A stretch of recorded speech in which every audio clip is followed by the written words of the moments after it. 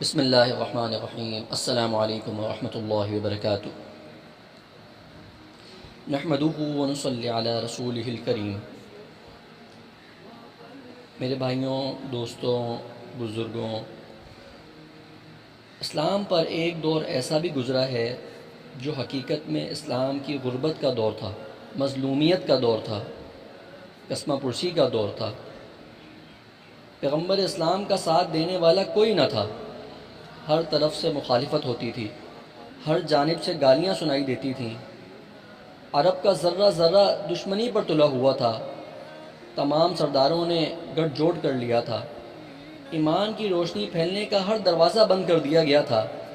لیکن اس کٹن اور مشکل دور میں بھی چند خوش نصیب ایسے تھے جنہوں نے سرداروں کو ٹکراتے ہوئے، طوفانوں سے ٹکراتے ہوئے، اللہ اکبر کے نعرے لگاتے ہوئے ایمان کے نور سے اپنے سینوں کو روشن کر لیا۔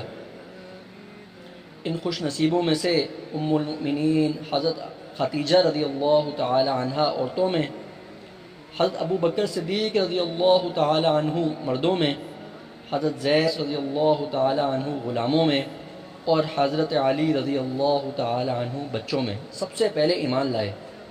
حضرت علی رضی اللہ تعالی عنہ کی عمر اس وقت صرف 10 سال تھی۔ 10 سال کی عمر ہی کیا ہوتی ہے، کھیل کود کا زمانہ ہوتا ہے، لاؤبالی پن کا وقت ہوتا ہے، کھانے پینے اور سونے کا دور ہوتا ہے، مگر زندگی کے اس دور میں حضرت علی رضی اللہ تعالی عنہ نے انقلاب کا راستہ اختیار کیا، زمانے کی مخالفت کو مول لیا، سرداروں کو ناراض کیا، اپنوں کو بیگانہ بنا لیا۔ لوگ کہتے تھے اس بچے کو دیکھو، محمد صلی اللہ علیہ وسلم نے اس کو اپنا دیوانہ بنا لیا ہے۔ حضرت علی رضی اللہ تعالی عنہ کی جان نثاری کا ایک اور واقعہ سنیے۔ جب حضور صلی اللہ علیہ وسلم کو ہجرت کا حکم ہوا تو وہ ایک سیاہ رات تھی، مشرکین ننگی تلواریں لیے ہوئے آپ صلی اللہ علیہ وسلم کے مکان کا محاصرہ کیے ہوئے تھے۔ نبی کریم صلی اللہ علیہ وسلم نے اس خیال سے کہ مشرکین کو شبہ نہ ہو، حضرت علی رضی اللہ تعالی عنہ کو اپنے فرش یا تھر پر آرام کا حکم دیا اور خود حضرت ابو بکر صدیق رضی اللہ تعالی عنہ کو ساتھ لے کر مدینہ منورہ روانہ ہو گئے۔ حضرت علی رضی اللہ تعالی عنہ کو بہت سے علوم میں مہارت حاصل تھی، انہیں قرآن پاک سے اجتہاد اور استنباط کرنے میں بہت ملکہ حاصل تھا، ناسخ اور منسوخ کے علم میں کمال رکھتے تھے، تفسیر اور تعویل میں آپ کا کوئی جواب نہ تھا۔ حضور صلی اللہ علیہ وسلم کی ادائیں، دعائیں اور انداز ان کو یاد تھے، فقہ میں وہ کامل دسترس رکھتے تھے، مسائل میں ان کی نگاہ بہت وسیع تھی۔ حضرت عمر رضی اللہ تعالیٰ عنہ فرمایا کرتے تھے کہ ہم میں سب سے بڑے مقدمات کے فیصلے کرنے کے لیے حضرت علی رضی اللہ تعالیٰ عنہ ہیں۔ تقریر خطابت میں ان کو خداداد ملکہ حاصل ہے، ان کی تقریریں مدلل اور مؤثر ہوتی ہیں۔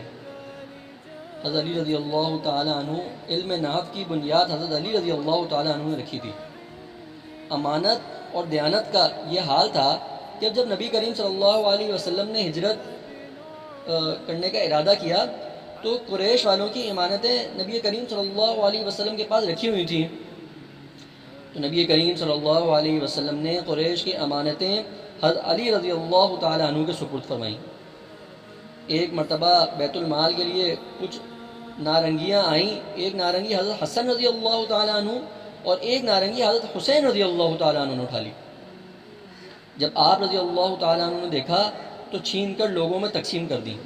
جب خلافت کا زمانہ آیا تو موٹا چھوٹا لباس اور روکھا پیکا کھانا ان کے لیے دنیا کی سب سے بڑی نعمت تھی، اور عبادت کا تو یہ عالم تھا کہ حضرت زبیر بن سعید قریشی رحمہ اللہ کہتے ہیں کہ میں نے کسی ہاشمی کو نہیں دیکھا جو ان سے زیادہ عبادت گزار ہو۔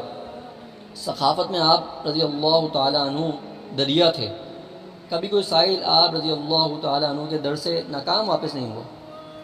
تواضع اور سادگی آپ رضی اللہ تعالیٰ عنہ کے اندر بہت تھی۔ حضرت علی رضی اللہ تعالیٰ عنہ کا ایک مخصوص وصف یہ بھی تھا کہ بڑے بڑے پہلوانوں کو گرا دیتے تھے، اس نے سلوک آپ رضی اللہ تعالیٰ عنہ کا بے مثل تھا۔ ایک دفعہ لڑائی میں جب ان کا حریف گر گیا تو اس کے کپڑے پھٹ گئے، تو آپ رضی اللہ تعالیٰ عنہ نے اس کو چھوڑ کر الگ ہو گئے کہ کہیں اس کو شرمندگی محسوس نہ ہو۔ اللہ تعالیٰ سے دعا ہے کہ وہ ہمیں حضرت علی رضی اللہ تعالیٰ عنہ کے ان مبارک نقش و قدم پر چلنے کی توفیق نصیب فرمائیں۔ وآخر دعوانا الحمد للہ رب العالمین۔